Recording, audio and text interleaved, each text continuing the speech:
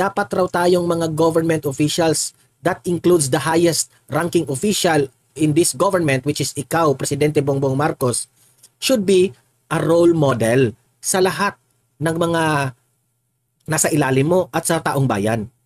Malinis. Role model tayo. Di ba? Tama hindi? Dapat tayong magpa-random drug test kung sa tingin natin malinis tayo. Narito ang Balitang Pinoy TV.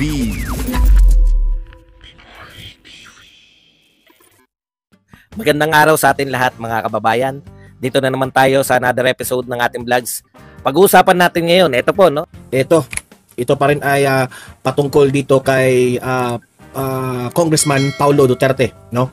Ilang government official pabor sa panukalang random drug test ni Representative Paulo Duterte. At tayo po ay natutuwa dito dahil marami pong pabor kay Congressman Paulo Duterte. Okay, mamaya pag-usapan natin ito kasi this is a good news, okay? Pangalawa ng ating pag-uusapan ay itong si SOJ Rimulya. Sinagot di umano ni Rimulya itong si Vice President Inday Sara Duterte. Ito po ay patungkol po dito sa ICC na hindi pinapayagang makialam sa Pilipinas. Okay? Pero tayo, bakit usap-usapan ngayon na nakapasok ang ICC through the Interpol? Bakit ba? Ginamit nyo ba ang Interpol para lang makapasok ang ICC? Dati na yung sinabi ni Bato de la Rosa at ni former President Duterte na wala pong jurisdiction ang mga ICC dito. Okay? Mamaya, panoorin natin si Rimulya at magre-react tayo dyan. Okay? Bago ang lahat, bago natin ito pag-uusapan, help me po na i-like muna ha at i-share itong video na ito para guys kakalat ito sa taong bayan. Okay? Sabay-sabay nating i-like muna at i-share itong video natin, Facebook at YouTube. 1, 2, 3, go! Okay? Like and share para ha, maraming makalam. And also guys, paki-subscribe at paki-follow ito para lagi kayong updated sa mga balita na kagaya nito. At ma-notify ang inyong mga cellphones kung meron tayong breaking news. Okay? So, kagaya nito, breaking news ito. So, sabay-sabay natin i-follow, i-subscribe, Facebook at YouTube. Ready? Follow, subscribe. 1, 2, 3, go! Ayan, thank you very much. Ayan, so simulan na natin ang ating talakayan kasi it's too late na. Mag-12:30 na. So, simulan na natin kaagad. Okay? So, heto na nga. Una nating pag-usapan ay itong panukala at itong isinusulong ni Congressman Paulo Duterte, itong anak po ni Paulo Duterte, kung pwede, magpa-random drug test. Wait muna ha kasi naglalag. Gusto ni Congressman Paulo Duterte na lahat ng mga government officials that are all elected, dapat may random drug test. Diba? Tinatawag yung random para hindi talaga makapaghanda, no? At ito po, para sa taong bayan, gusto po ng taong bayan ito. Kasi nakakatulong po ito dahil we are safe and secure na lahat naming ibinoboto ay nasa katinuan yung isip at hindi po gagawa ng kabalastugan. Di ba?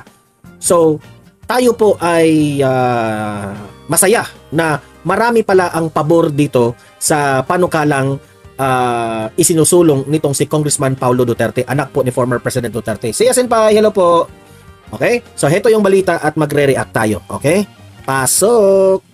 Pabor ang ilang opisyal ng gobyerno sa panukalang batas na inihain kahapon ni Davao City 1st District Representative Paulo Duterte. So, meaning to say, kung marami pong pabor kay Paulo Duterte,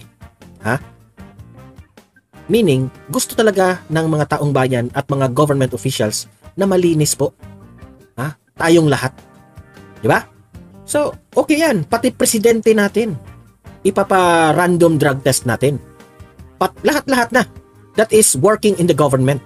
Para patas tayong lahat. Sabi pa nga ng mga kongresista, pati raw mga vloggers. So, let's get it on. Kami ring mga vloggers, magpa-drug test rin. Di ba? Sama-sama na tayong lahat. Kasi ito ay ikakabuti ng ating bansa.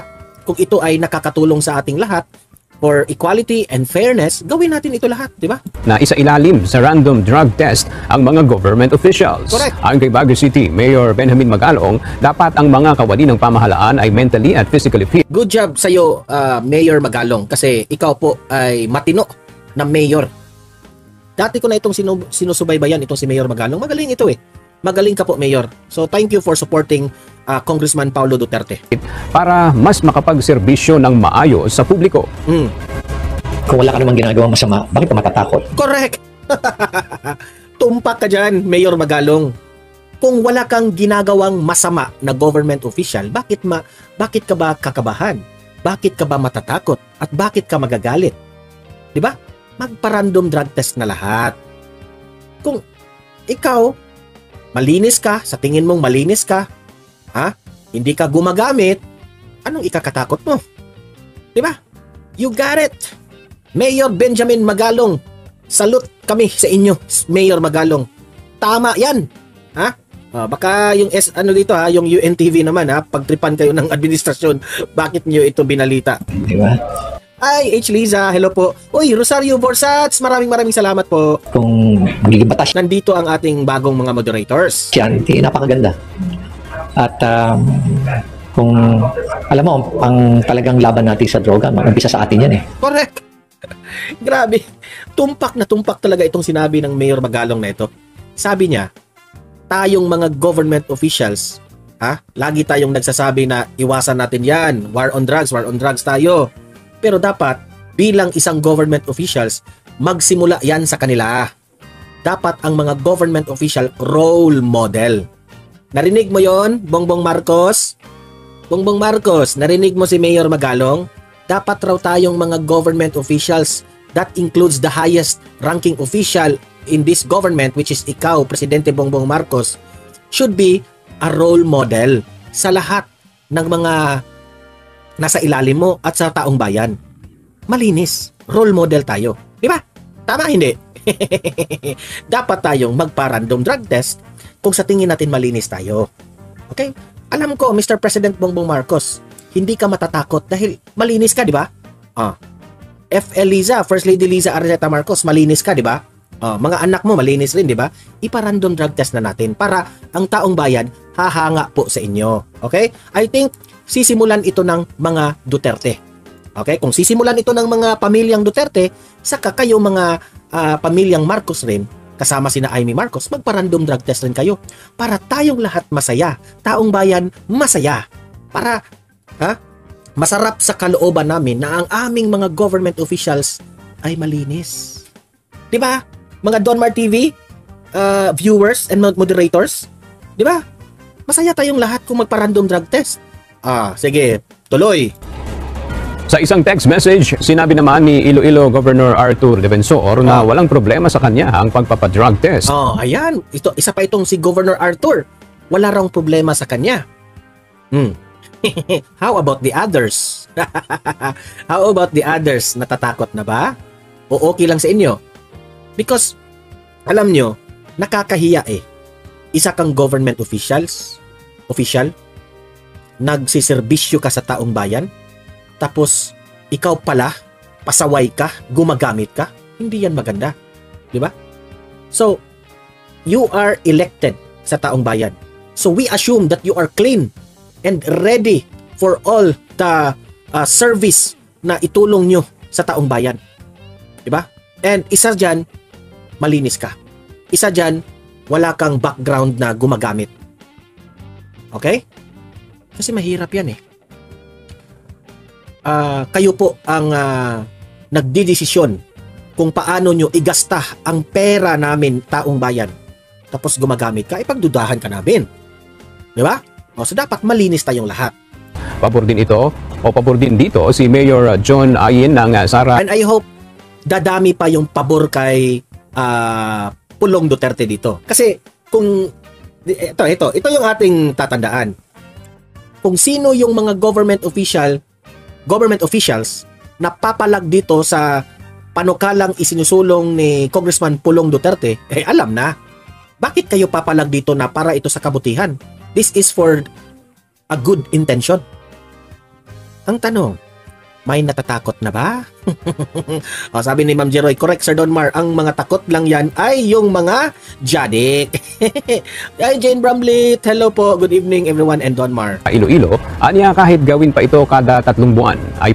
Di ba? Every 3 months, payag kayo. Every 3 months, ang isang government official magpa-random drug test. Very good. Okay yan. And I'm pretty sure, pabor ang taong bayan dyan. Di ba? Payag siya. Ang tanong, sinong hindi pabor? Sinong hindi pabor? Sinong hindi pabor? Ha? Sinong hindi pabor? Ganito rin ang opinyon ni NBI 11 Regional Ay, I love ko itong si Arcelito Ablao. You have done a good job, ha? Alam mo, Arcelito Ablao, nung pinag-initan ka ngayon, ha? Dito sa isang member ng KOJC na sinisiraan ka. Good job yung ginawa mo sa KOJC, ha? Na nag-serve ka ng warrant of arrest na hindi mo ginaya yung ginawa ng PNP natin. So napahiya. Ito rin, pabor siya. Good job. At least, unti-unti ng mga namulat ang mga mata ng ating mga government official. NBI, kayo naman dyan, mga kapulisan, ano na kayo?